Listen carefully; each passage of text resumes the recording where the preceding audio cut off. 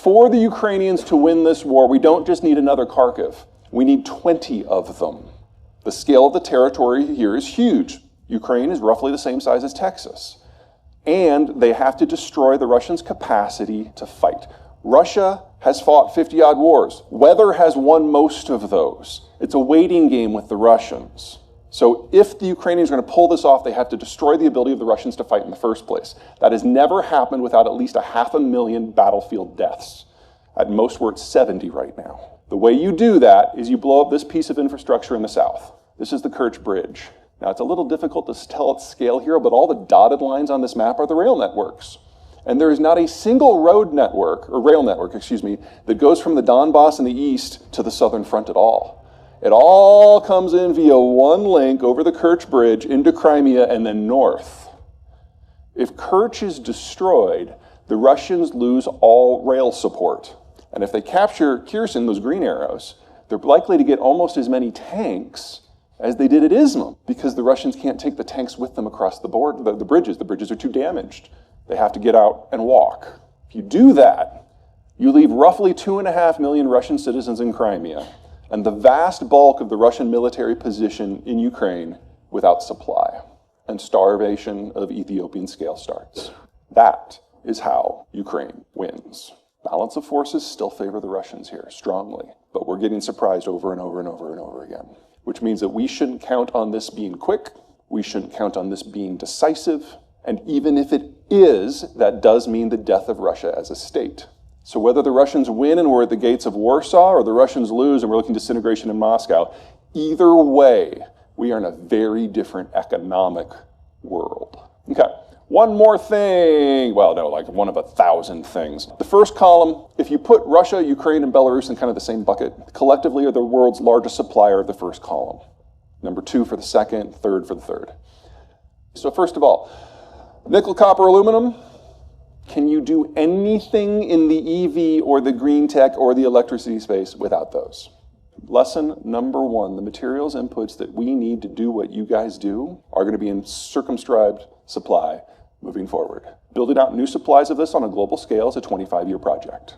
The world's number 1 wheat exporter has invaded the world's number 5 wheat exporter and is deliberately destroying any civilian infrastructure it comes across, with a double emphasis on anything agricultural. Ukraine will cease being an oil or a food exporter after the end of this year. We will never rebuild that. Here's my personal nightmare. Not only are these parts of the world important for food supply, they are the world's biggest suppliers of the materials that are necessary that we all use to make fertilizer. Specifically, Belarus and Russia are responsible for 40% of global potash. Hasn't been interrupted yet, but remember, this either ends in Warsaw or it ends in Moscow. You should count on all that going away. The increases that we've seen, the food inflation we've seen, this is before we actually have disruptions into the input flows. Now, we have been very fortunate in calendar year 2022. Mother Nature has given us great growing weather in most of the world. So we're not looking at food shortages this year, unless you happen to be a beneficiary of like the UN food program, which gets most of their grain from Ukraine. But the fertilizer flows have already been interrupted. This is a problem for next year. Neon. You guys all seen Star Wars, right? I mean, not like lightsabers, but Reagan. So in 1983, Reagan and Gorbachev met in Reykjavik, Iceland, and they almost got rid of all nuclear weapons. Good summit. But at the last second, Gorbachev said to Ronnie, this is all dependent, of course, on Star Wars going away. Because if you've got a missile shield and none of us have weapons, that's just not fair. And Reagan's like, oh, well, this has been a fun meeting, and he left. Gorbachev went back to Moscow convinced that Star Wars and things like it were the future of great power competition. So he gave the orders to start building out the supply chains that would be necessary to build a constellation of giant space lasers. Neon is used to focus the apertures of the lasers. So the Soviet Union built out a neon supply system. The Soviet Union collapsed a few years later. They never got the satellites up, but the neon system was already there now. Well, neon is produced in a 2-part process. Step 1, you start with a steel foundry, which has something called an air separation unit, where they pull out the atmosphere and separate it into oxygen, nitrogen, and everything else. And you use the first 2 canisters to blow into the foundry system to get the right temperature gradient that you're after. That 3rd canister is then sent to a more advanced separate facility where they separate out the argon and the helium and the neon. The first phase facilities are all in steel foundries in southern Russia, which are now shutting down because of sanctions. The second phase happens in two places, two. One is Odessa, which hasn't had electricity for 4 months, and the other one is in Mariupol, which has since been leveled. That is 80% of global neon, gone. Today, we don't use neon for space lasers. We use them for the lasers that etch semiconductors, and we have lost 80% of global supply. Good thing green tech doesn't need semiconductors, right? It gets worse. 3 types of semiconductors.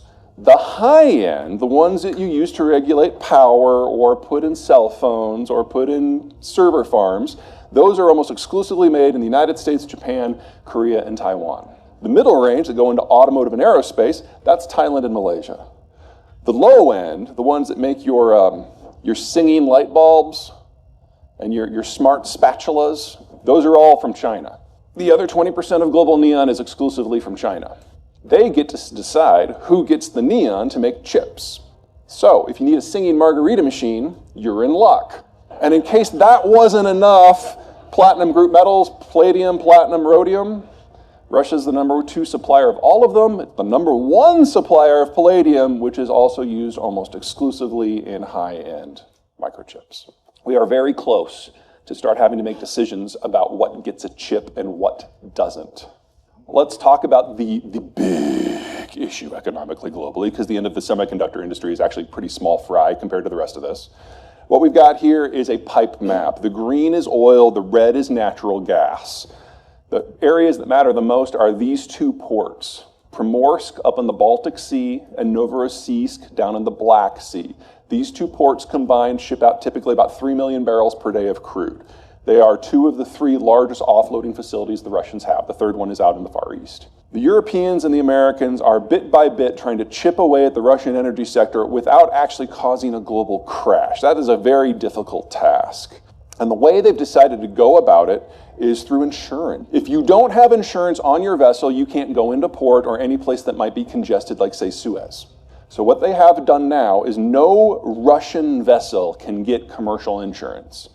And as of January, no vessel of any type carrying any Russian cargo can get insurance. What the Chinese are doing to get around this at the moment is they've rented a half a dozen supertankers, taken them to the North Atlantic, put them off the coast of Portugal by about 1,000 miles, lashed them together into a raft, and they're bringing small shuttle tankers out from Primorsk and Novorossiysk to the high seas where they're doing sea-to-sea transfers into larger ships that can make the trip all the way to China. Wildly dangerous.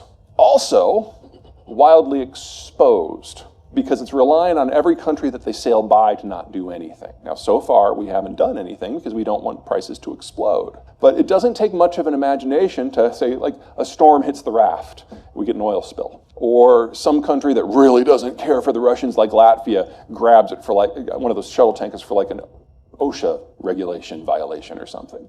One ship gets grabbed. One uninsured ship gets grabbed. And that's pretty much the last time that anyone docks at one of these 2 ports. That's 3 million barrels a day that goes offline almost immediately. But wait, there's more. Because this isn't Texas, this is Siberia. Siberia has permafrost, this frozen area, permanently subsoil. In the winter, as long as you're moving, you're fine. But if you stop, you die. Same with oil. As long as it's flowing through the pipes, you're good.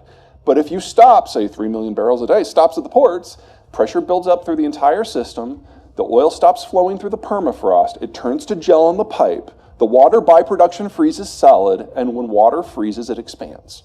So you crack the wellbore, the pipe, the valves,